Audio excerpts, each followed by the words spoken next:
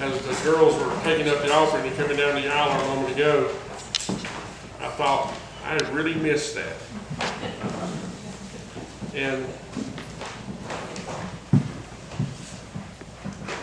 Cindy's often said if I had had young daughters, I would have been a pushover because I'm so enthralled with them, but I don't think that's true. We've hardly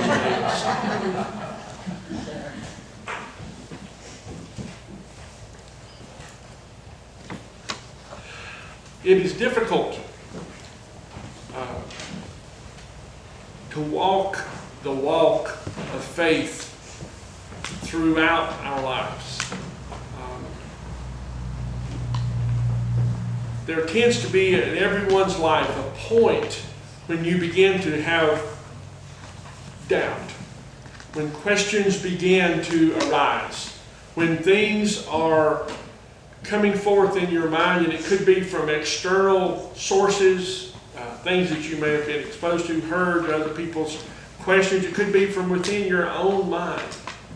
But I think we all have those times when it's not that we have lost our faith, it's merely that there are questions that arise. When I was younger, I thought that was a horrible thing. But I've determined as I read through Scripture and as I have walked through the years, that often that is the path through which we gain an even closer walk with God. Because it is a faith that is refined, it is a faith that is tempered by fire and by trial that often emerges as the stronger on the other side. If you have your Bibles this morning, I want you to turn with me to Psalm 77. Becky was talking this morning that I think we're going to be starting to, in Sunday school, do a study of Psalms and different ones that people would like to enjoy. So I'm going to get a jump start, not knowing that's what I was going to be doing with coming out of Psalm 77 today. And Psalm 77 is a little atypical. It's not necessarily one of praise and adoration, but there is some real tension in here of the writer. And this, whenever as I've studied through Scripture, the more and more I see and read, I realize that when folks say that this is just a made-up book, if it was made up just to console people, why are there questions within it? Why are there hard sayings? Why do we read some of the writers, as we'll see today, going, I'm not so sure about this. Psalm 77, beginning in verse 1. I cry aloud to God, and He will hear me. In my day of trouble I sought the Lord. My hands were lifted up all night long. I refused to be comforted. I think of God, I groan. I meditate, my spirit becomes weak. You have kept me from closing my eyes. I am troubled and cannot speak. I consider days of old, years long past. At night I remember my music. I meditate in my heart, and my spirit ponders. Will the Lord reject forever and never show favor? Has His faithful love ceased forever? Is His promise at an end for all generation? Has God forgotten to be gracious? Has He in anger withheld His compassion? So I say, it is my sorrow that the right hand of the Most High has changed. I will remember the Lord's works. Yes, I will remember your ancient wonders. I will reflect on all you have done and meditate on your actions. God, your way is holy. What God is great like God? You are the God who works wonders. You revealed your strength among the peoples. With power, you redeemed your people, the descendants of Jacob and Joseph. These words reveal to me a man who was faced with a a state of mind that I think we all find ourselves in. It was, I am hurting. I am spending the night. I speak out to God and He does not seem to be here. We're talking about times when we find our thoughts with God sort of in conflict with one another. We have those moments of wonder, and then we have moments of clarity and of faith.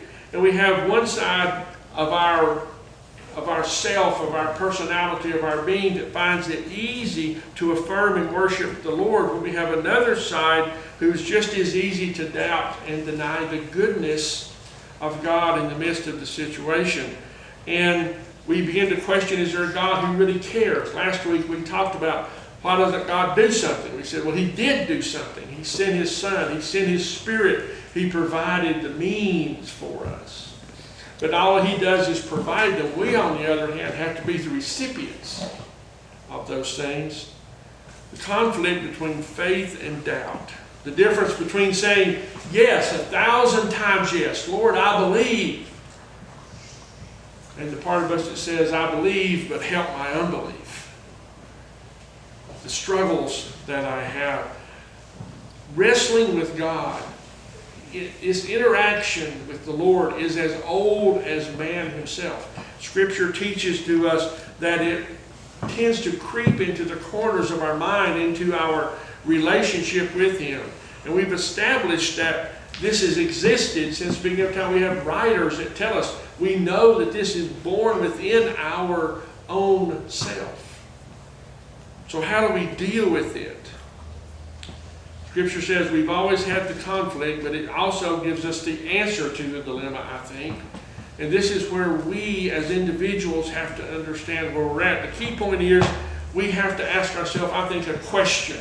We come to this point in the maturity of our faith as we grow and as we learn, as we move from childhood where everything is all sweetness and light, and now we have problems, we have issue, we have death, we have disease, we have betrayals, we have all the things that make up our world. And we look out into the world and society and we go, wow, where's God in the midst of all that? And I think the question is, to which of these two voices, to which of these two trains of thought, to which of these two paths am I going to follow? Which am I going to make up my mind deliberately and consciously to follow? And there comes a time when we have to make that decision, I think. We have to come to that point of demarcation, of saying, I choose to follow faith. I choose to go this direction. We're going to place our faith first and foremost and live by that, or we're going to place our doubt first and foremost and live by that. We have to make a decision based on one in light of the other, which way we're going to go. And it's a struggle to find that place.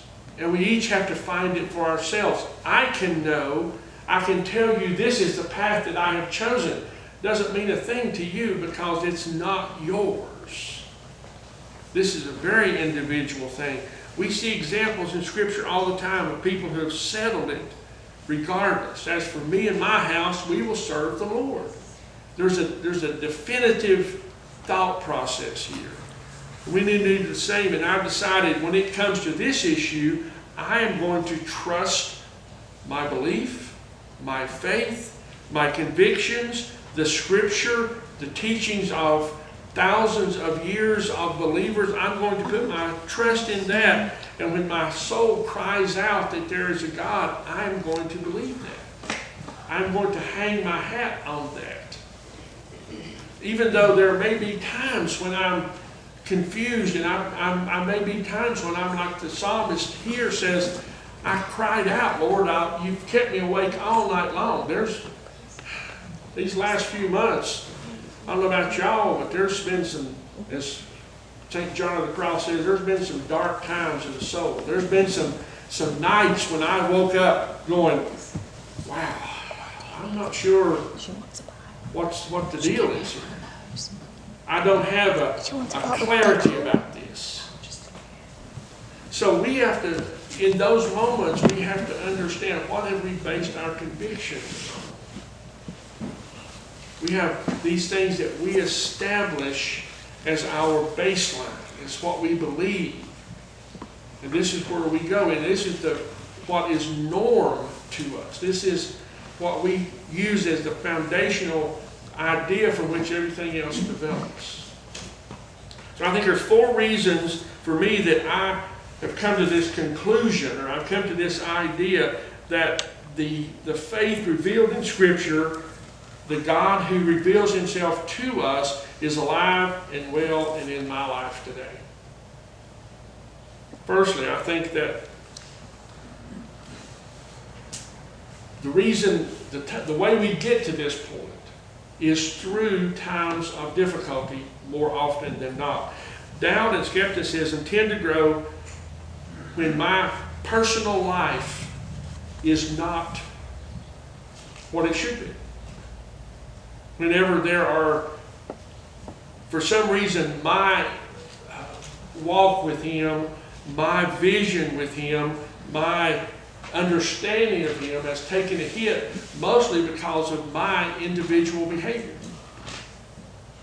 The responsibility lies with me. When I have been slack in some moral or virtuous situation, and I fail to live up my life to the standards that the Lord has for me, I find that doubt and fear tend to wander in more easily, because the deceiver uses that slackness or that failing as the wedge to say, see, you weren't as good as you thought you were.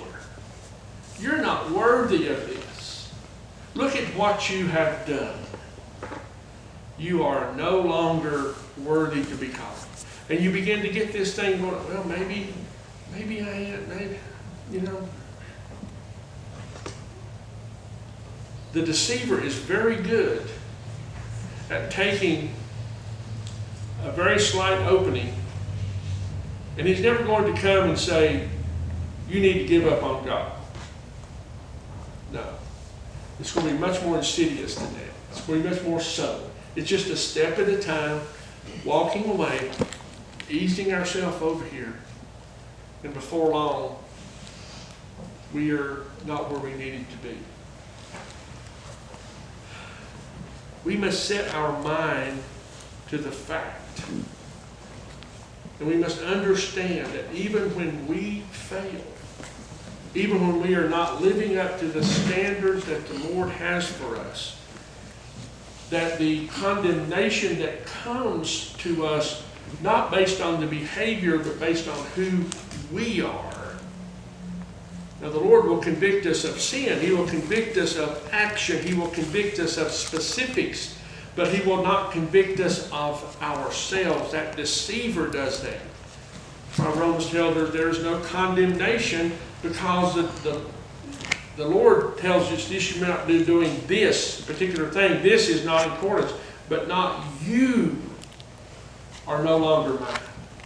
I don't like what you're doing, but you're still my child. Our children, sometimes we go, I don't like what you're doing, but that doesn't keep them from being our child. We have to understand that we cannot let situations determine the level of our faith. And we certainly can't let my behavior be the indicator. If everything is good and great, then God is good and wonderful. If I have, by virtue of my decisions, my will, my nature, my sin, created a rift in this relationship, we shouldn't go and say, okay, God is no longer good. I'm the one that caused the problem. I'm the instigator. I'm the issue.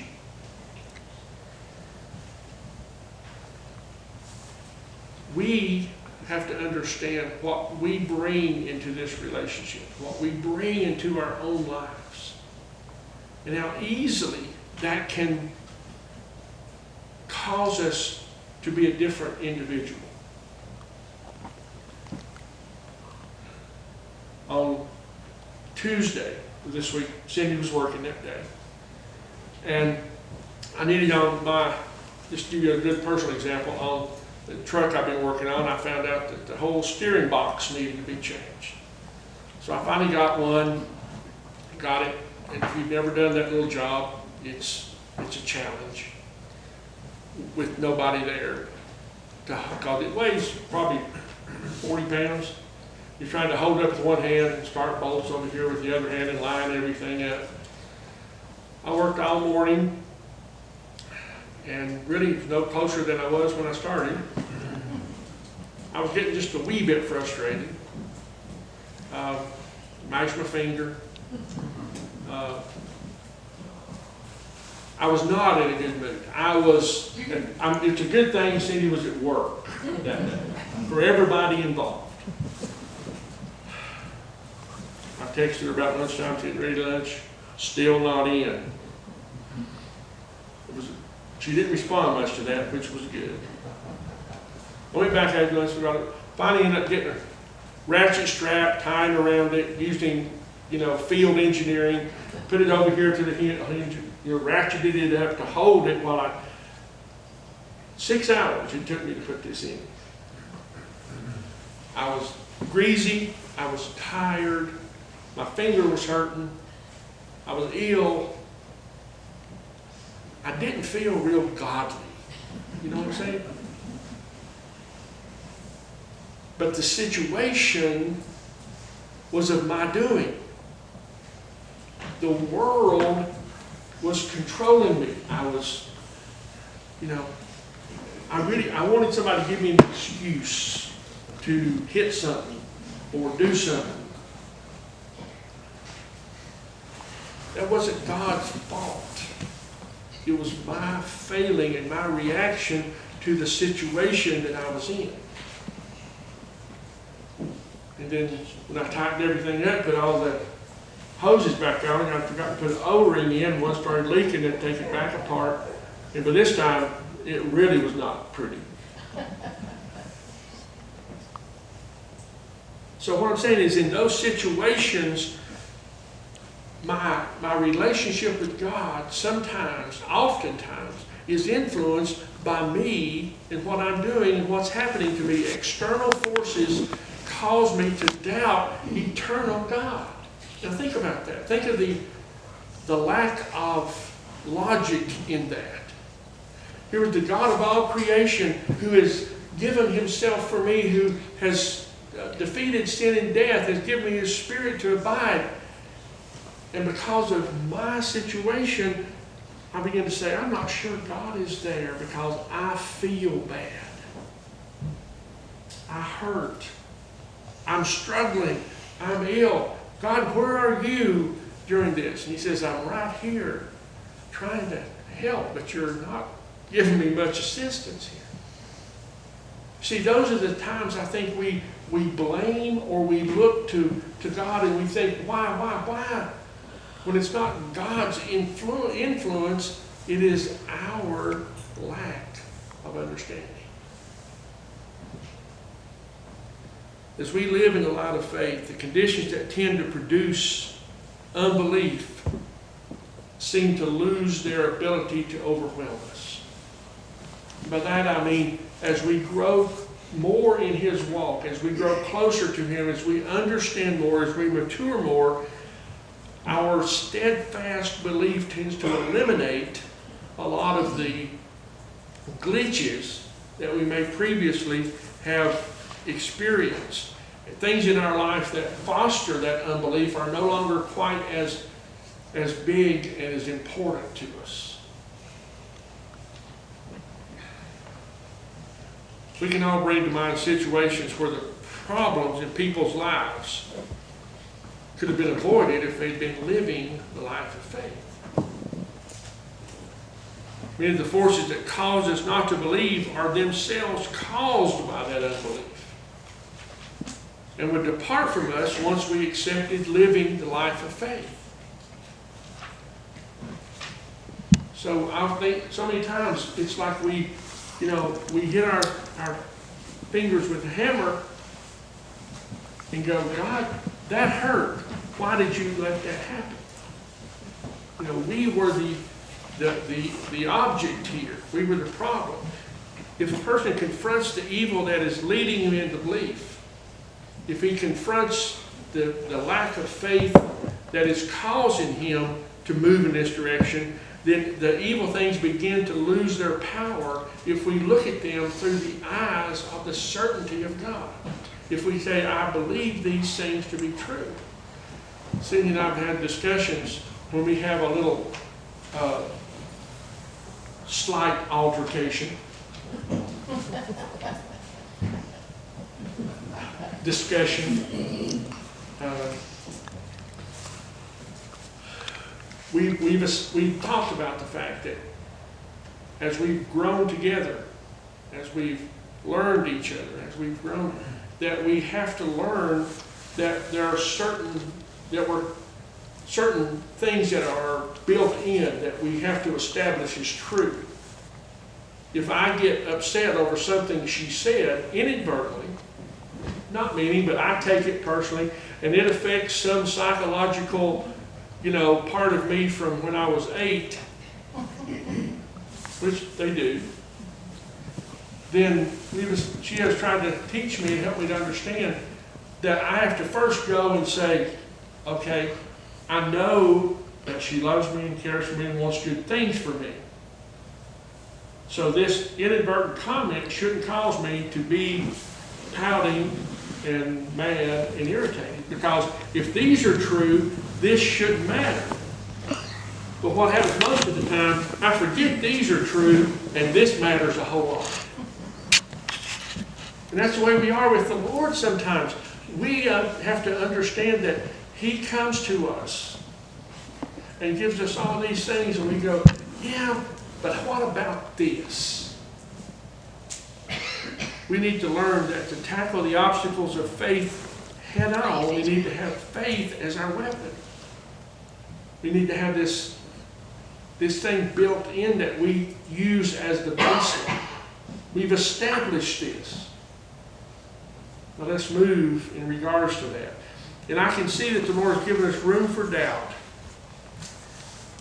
in order to allow us to reach our own conclusions about Him. We can have what other people have taught us, what our parents, what our teachers, what our preachers, what other writers and authors say. And in order for us to be a child to Him instead of a puppet to Him, we must decide for ourselves if these things that we have been taught are real or not. We have to understand for ourselves. We have to have this point of awareness within our own being. And if we look at doubt with the things that are given to us by faith, then we can see that they serve a purpose because they cause us to sharpen our relationship. Make it more tangible, make it more real. Doubts, once we deal with them, tend to increase our faith. Those concerns that we have, those things that cause us, why am I doing this? What's happening? All of these things, we're not immune from them.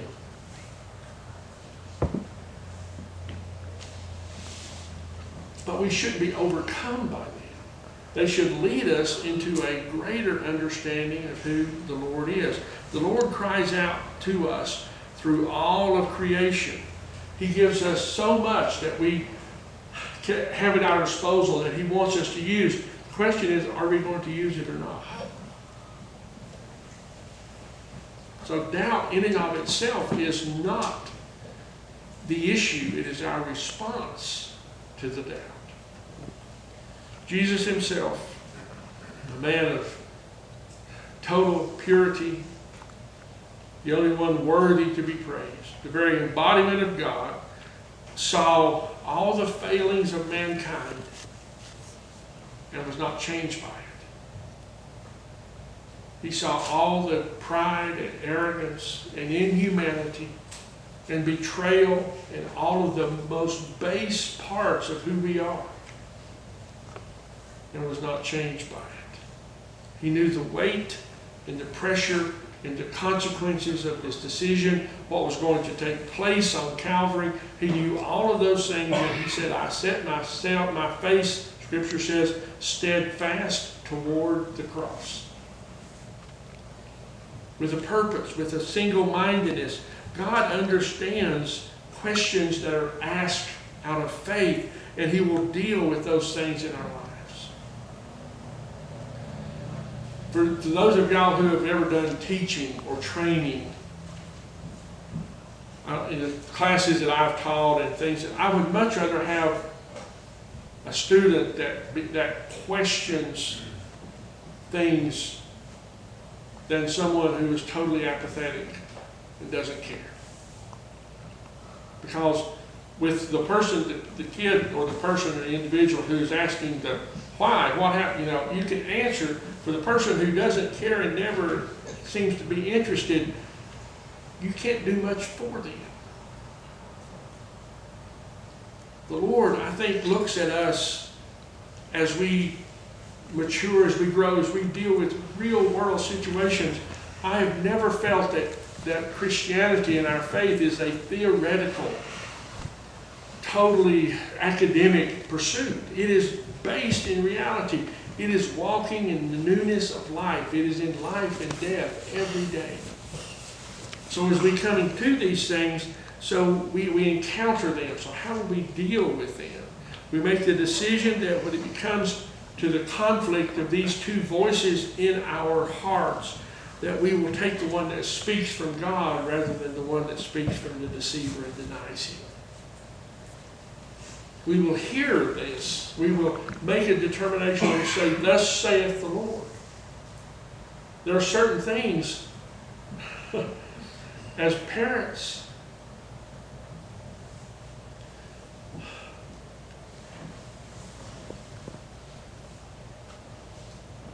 I'm previewing this to see which is the most correct way to say this.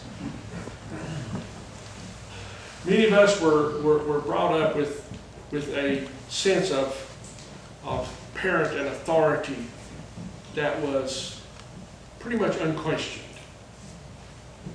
Not so much in the world we see around us now.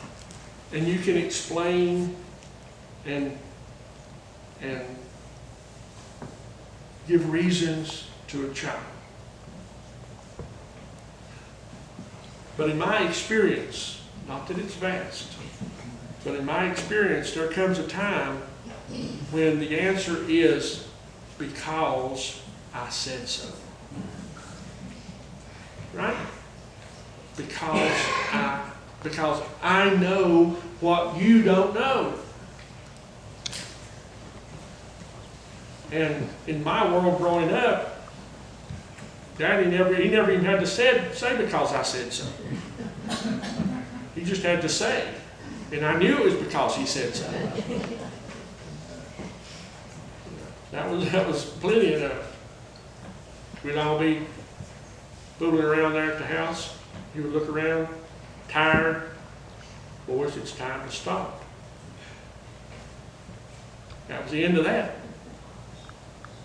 Didn't have to explain why. It was time to stop. Sometimes as parents we have to go, because I said so. I don't have enough crayons to explain it to you. Because I said so. And I think sometimes we have to think of these things that the Lord has given to us in His Word, in His Spirit, and we have to believe it's because He said so. And He established within us something so grand and glorious and wonderful. I place my trust here. I rest here. Even though things are all around me changing. Society and all this stuff, and we hear all these things, and I try not to watch the news too much, but as I sometimes do, and I'm getting there, and I feel my neck getting hot, and I feel my face getting flushed, and I'm thinking, all right,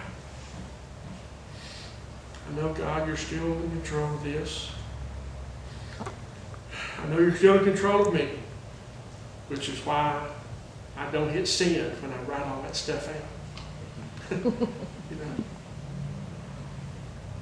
We have to understand there are certain things in this world the Lord has given to us, and that's what the psalmist is saying here. He said, I've been awake, I stay awake, I do all these things.